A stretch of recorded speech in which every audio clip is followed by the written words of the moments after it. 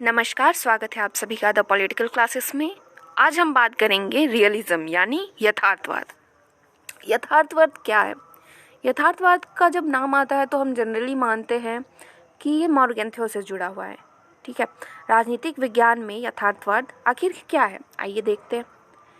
Realism is a theoretical approach to the study of international relation which try to explain world politics in terms of power। यानी यथार्थवाद क्या है? एक सैद्धांतिक उपागम है जिसमें बात की जाती है कि अंतर्राष्ट्रीय जो संबंध है वो कैसे बनते हैं।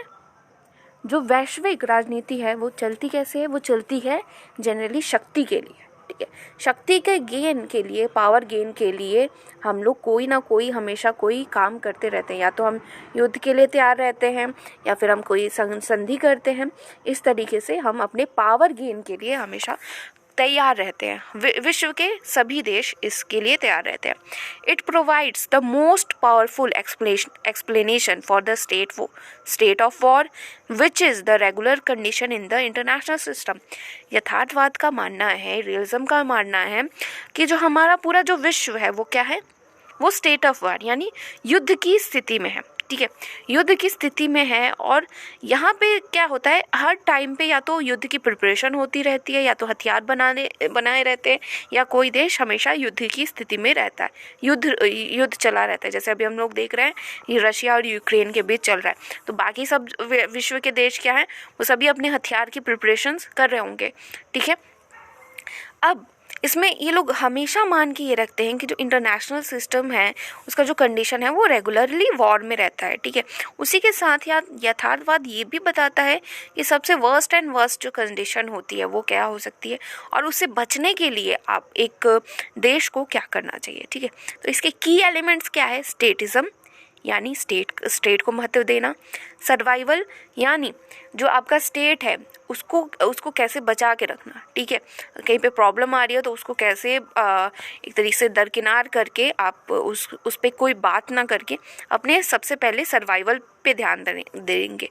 उसके बाद थर्ड है सेल्फ हेल्प यानी दूसरों की सहायता करने से पहले आप खुद की सहायता करेंगे। ठीक है, पर यहाँ पे हम देखेंगे एक एग्जांपल आता है कि इंडिया में क्या हुआ था, जब कोविड का केस चल रहा था तो मोदी जी जो थे उन्होंने वैक्सीन हमारे जो पीएम है मोदी जी, उन्होंने क्या किया था कि एक तरीके से जब ज़रूरत पड़ी तो उन्होंने जो वैक्सीन थी वो दूसरों को भी दी थी। ठीक है, तो मेनली यथार्थवाद क्या बात करता है? सेल्फ हेल्प यानी सबसे पहले आप खुद की जो चीज़ें हैं उसको ध्यान में रखें, खुद के देश को ध्यान में रखें। इसकी की कॉन्सेप्ट यानी मेन इसके जो कॉन्सेप्ट्स हैं जिन पे हमें फोकस करना चाहिए, अच्छे से ध्यान देना चाहिए पढ़ते टाइम, वो है नेशनल इंटरेस्ट यानी राष्ट्रीय हित।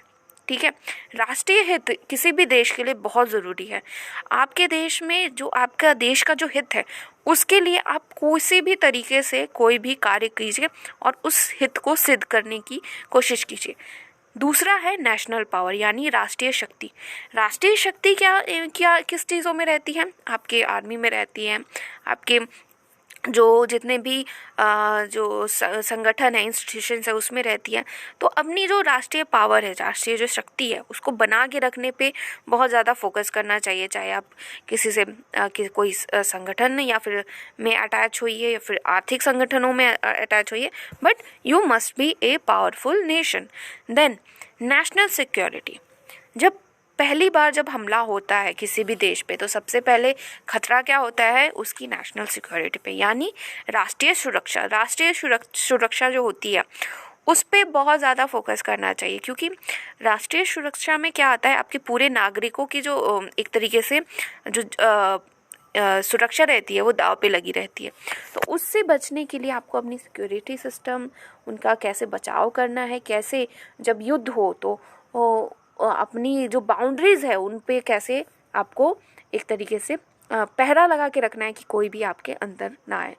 तो ये तीन जो मेन की कॉन्सेप्ट्स है, जब आप पढ़ेंगे रियलिज्म का जो कॉन्सेप्ट है, जो उपागम है रियलिज्म उपागम यानी यथार्थवादी जो उपागम है, जब आप इसको पढ़ेंगे तो आप इसको इन तीन चीज़ों पे बहुत फोकस कीजिए, national interest, national power and national security.